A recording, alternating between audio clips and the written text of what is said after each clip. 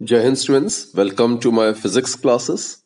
Students, being happy doesn't mean everything is perfect. It means you have decided to look beyond the imperfections. Desiring for perfection instead of embracing and loving your current state only holds you back. That resistance, that wanting something else or something more prevents joy. Worse, it also prevents contentment and thus prevents happiness. With that positive note, students, let's begin today's session. Today we are going to discuss some very important and interesting numericals based on surface tension and capillarity. So here goes the first question. Two soap bubbles of different radii R1 and R2 are in contact. We are supposed to determine the radius of the interface. This is the situation actually. Suppose these are the two soap bubbles under consideration. This is the smallest soap bubble of radius R1 and this is the big soap bubble of radius R2. So R1 is less than R2 and this is the interface. We are supposed to find out the radius of this interface. Now it will be of this shape, right? Its radius R would be greater than R1 obviously and it will be curved like this. It is because inside this smaller soap bubble, the pressure would be large. Right, students? So, it will be curved like this. Now, students, let P1 and P2 be the excess pressure in soap bubbles of radii R1 and R2. Right? So, let us assume that P1 and P2 be the excess pressures in soap bubbles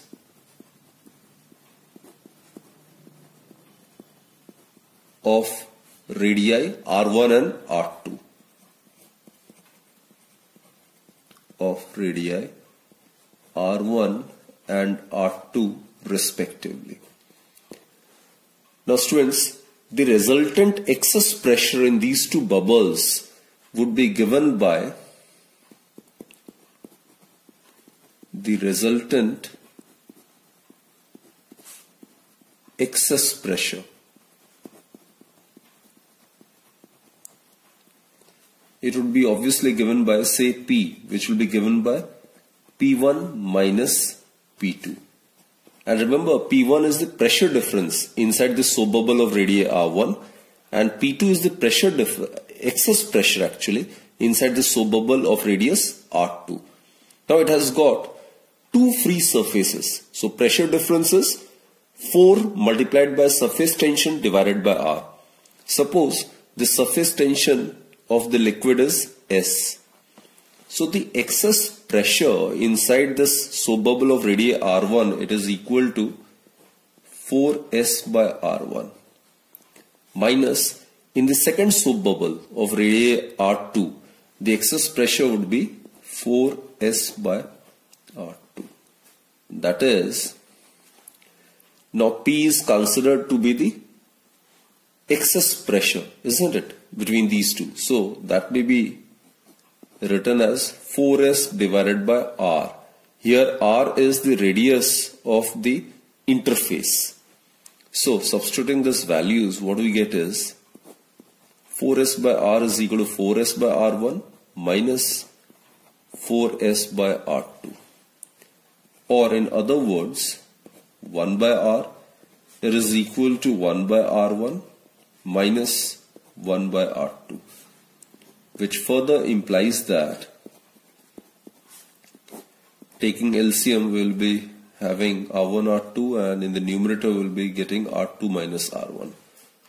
So therefore, the radius of the interface, it would be equal to R1, R2 divided by R2 minus R1.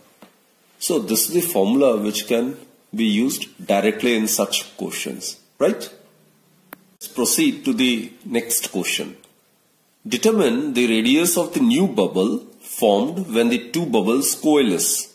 And we are supposed to consider the bubbles to combine under the isothermal conditions. That is, when the temperature during the process is assumed to remain constant, right? So students, here again let us suppose V1 and V2 be the volumes of the two soap bubbles. Suppose these are the two soap bubbles. This is the first soap bubble, say of radius R1, and its volume is V1. And this combines with the second soap bubble, say of radius R2 and of volume V2. They combine together to form a big bubble.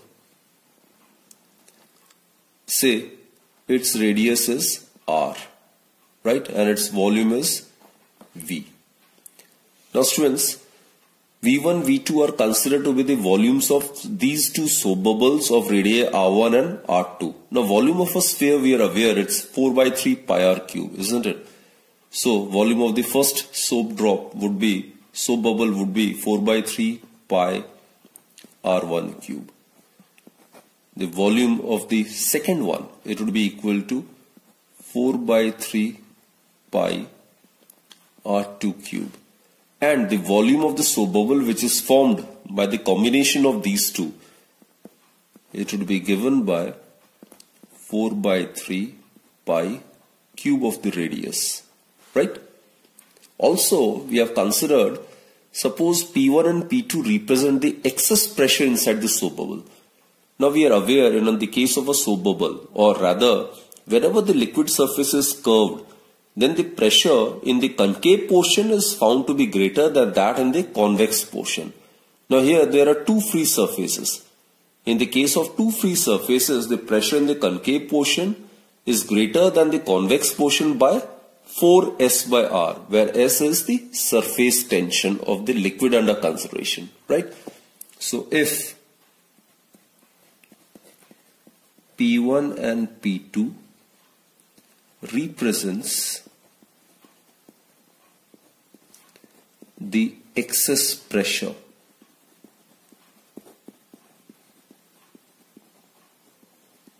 inside the soap bubbles,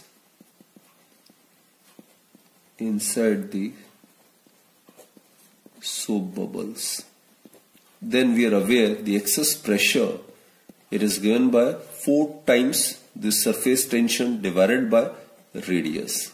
So in the case of first soap bubble, this is the excess pressure.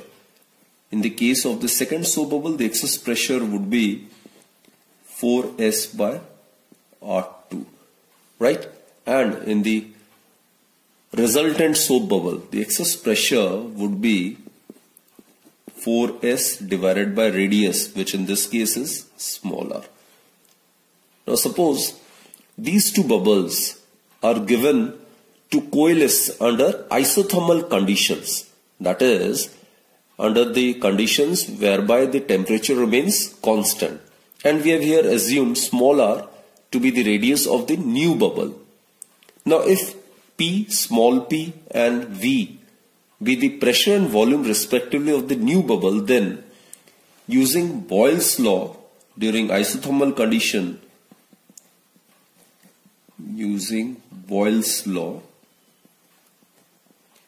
temperature remaining constant, volume of the given mass is inversely proportional to the pressure, or PV is equal to constant, isn't it? So using Boyle's law at isothermal conditions or temperature remaining constant, PV, it should be equal to P1V1 plus P2V2. So temperature remaining constant.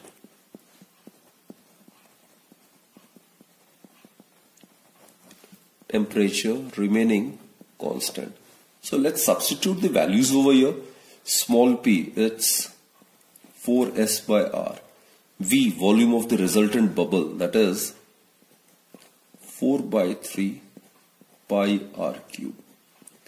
It is equal to P1V1. P1 is 4S by R1 into V1 is 4 by 3 pi R1 cube plus P2V2. P2 is 4S by R2. V2 is volume of the second soap bubble, that is 4 by 3 pi R2 cube, right?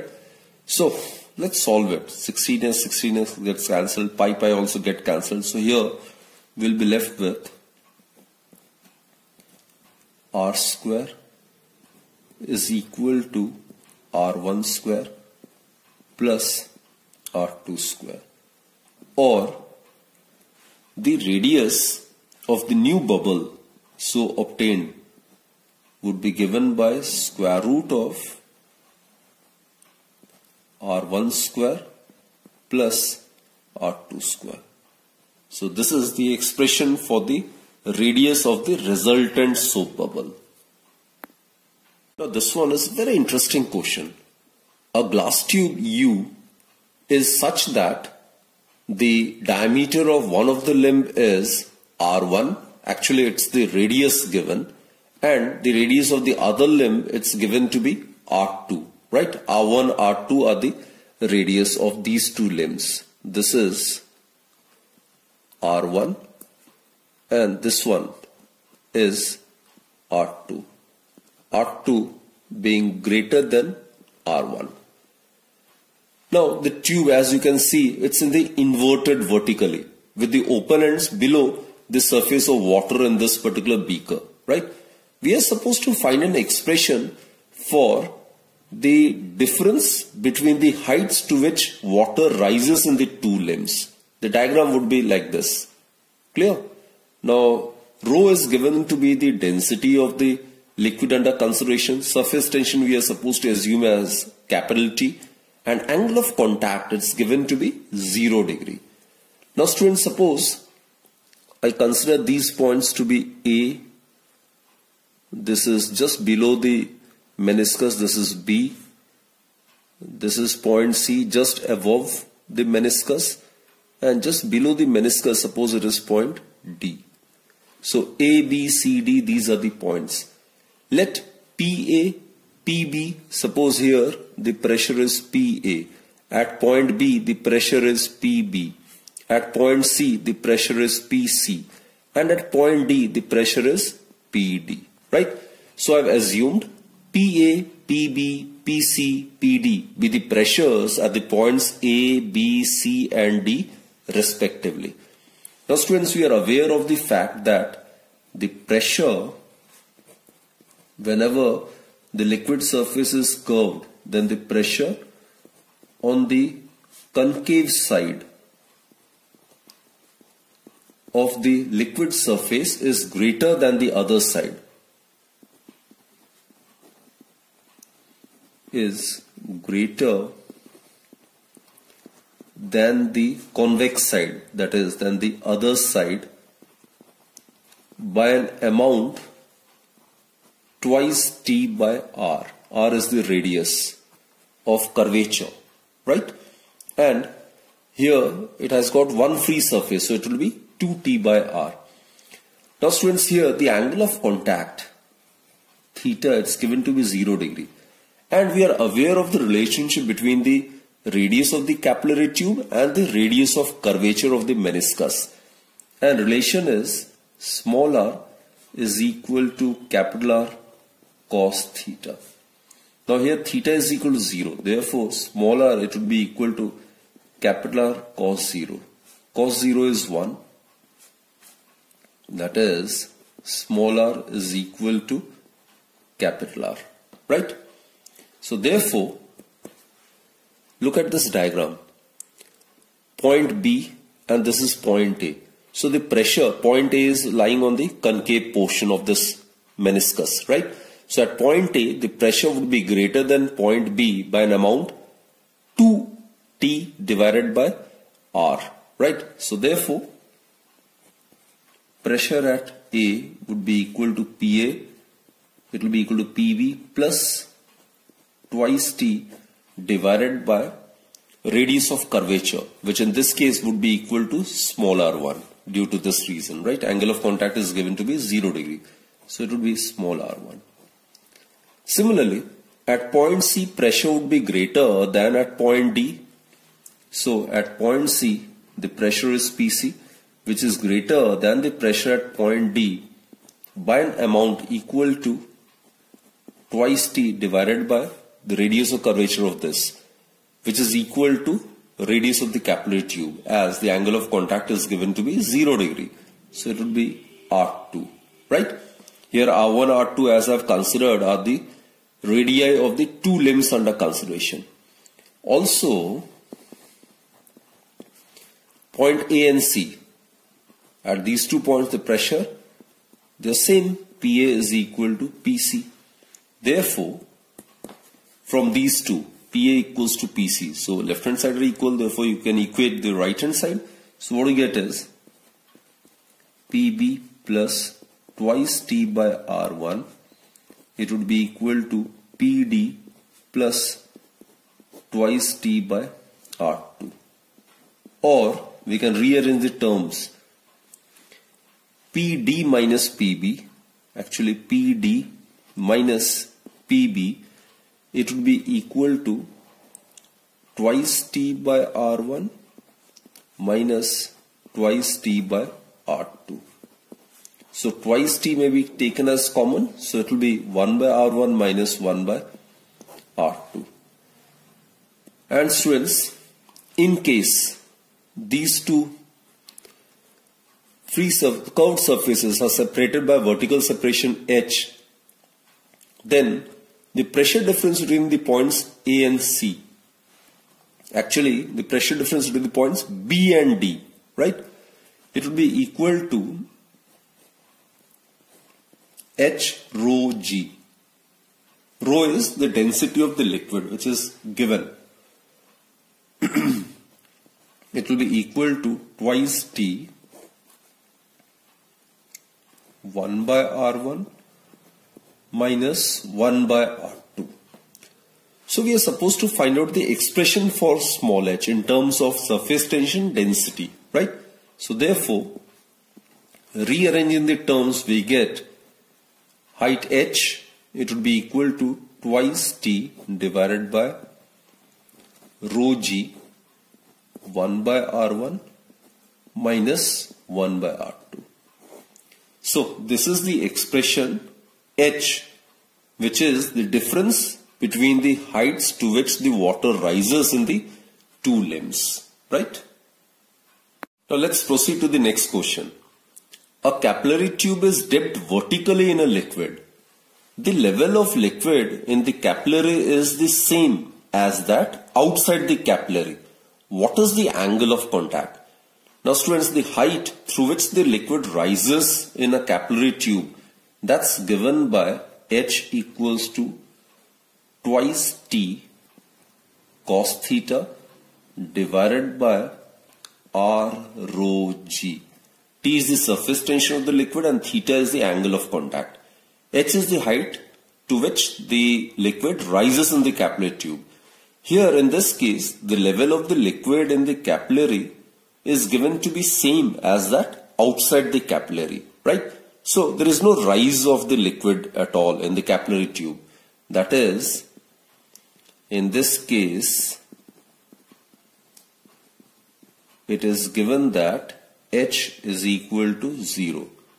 So twice T cos theta divided by R rho G, it will be equal to 0, which simply suggests that cos theta would be equal to 0, which further implies that theta, it would be equal to 90 degree. So the angle of contact is 90 degree. Now the last question of this session, students. If a number of little droplets of water, each of radius smaller, coalesce to form a single drop of radius capital R, we are supposed to show that the rise in temperature will be given by 3s by j, 1 by smaller minus 1 by capital R. Here S is to be considered as the surface tension of the liquid and J is the Joule's mechanical equivalent of heat, right? So students, let us consider there to be n number of little droplets. So let n be the number of little droplets.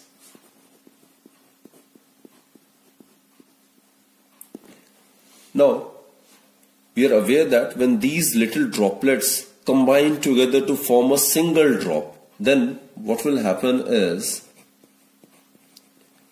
volume of n little droplets,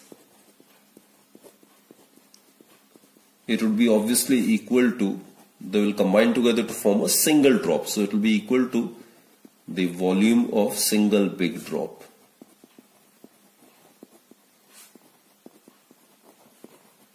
Okay, let us consider the single big drop so obtained is of radius capital R, right?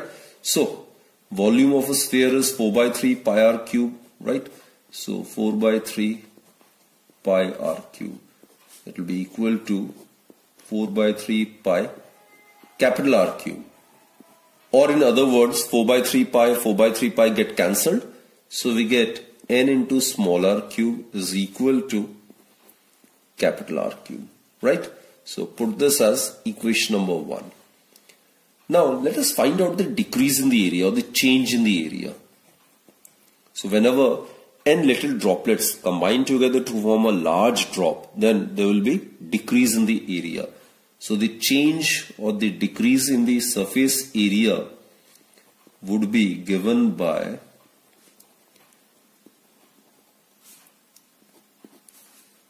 n times the surface area of the little droplet, that is 4 pi small r square. The surface area of a sphere of radius r is 4 pi r square. So for n drops, total surface area would be n times 4 pi r square minus the surface area of the bigger drop would be 4 pi capital R square. So we can rearrange the terms like this. 4 pi can be taken as common. Over here we will be left with n small r square minus capital R square, right? So 4 pi, let's substitute this value of n over here. N is capital R cube divided by small r cube. So what we get is 4 pi r cube divided by small r minus r square. That is, decrease in the area or change in the area would be 4 pi. Capital R cube can be taken as common, so 1 by small r minus 1 by capital R. This is the change in the area. Put this as equation number 2. Now students, we are aware surface energy is equal to the surface tension, isn't it? So we are aware that surface energy is numerically equal to the surface tension of the liquid, which is given to be S. S is to be considered as the surface tension, right? And it is defined as work done in stretching the film of the liquid per unit change in the area. So it is work done divided by change in the surface area.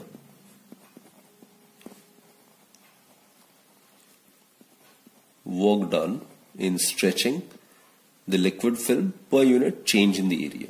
Therefore, work done or the energy which is evolved or released during the process, it would be given by surface tension, that is S, multiplied by change in the area, which in this case is decrease in the area.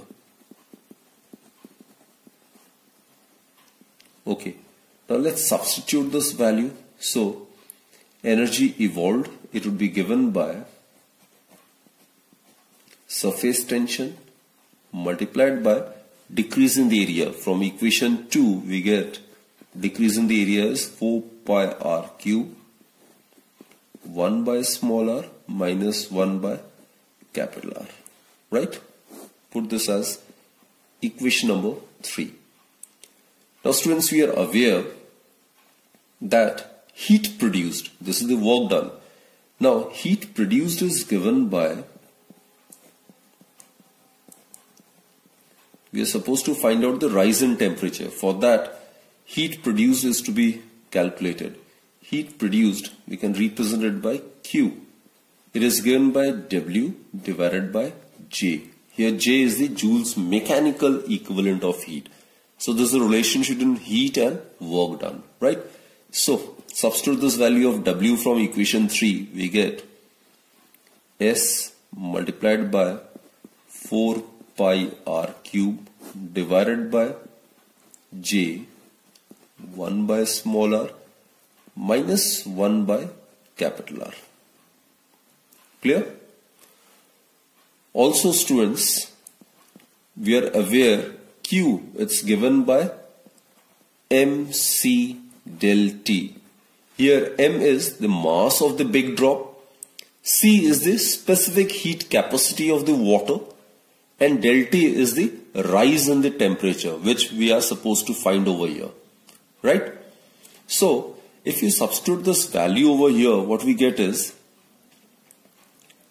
Q is equal to, this is mass of the water, right? Mass of the big drop actually. So mass is volume into density.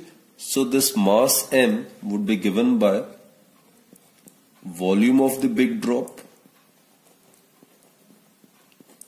multiplied by density of water. We are considering droplets of water, so it will be density of water. Mass is volume multiplied by density. Multiplied by the C. C is the specific heat. C is the specific heat of water. Multiplied by the increase in the temperature or rise in the temperature, that may be represented by del T. Now let's substitute this value, students. Q, from this equation we get Q is equal to S multiplied by 4 pi R cube divided by J. Inside bracket we have got 1 by small r minus 1 by capital R, right? This is Q. Volume of the big drop. Volume of the big drop is 4 by 3 pi capital R cube, right? Into density of the water. It is 1 gram per centimeter cube. Specific heat of water, it is 1 calorie per gram per degree Celsius. So it is also unity. Multiplied by del T. So we need to find out the expression for the rise in the temperature. So del T, it would be equal to, just try to rearrange the terms. We'll get 3S, 4 will get cancelled, 4 pi will get cancelled. In fact, R cube will also get cancelled. So we'll be left with 3S divided by J, 1 by small r minus 1 by capital R. So this is the required expression for the rise in the temperature, which is what it's given in the question. So we have proved this result, right? So students, that's it for this particular session. I hope you have understood all these numericals and the concepts involved in it, and do practice well and keep practicing as many numericals as possible, right?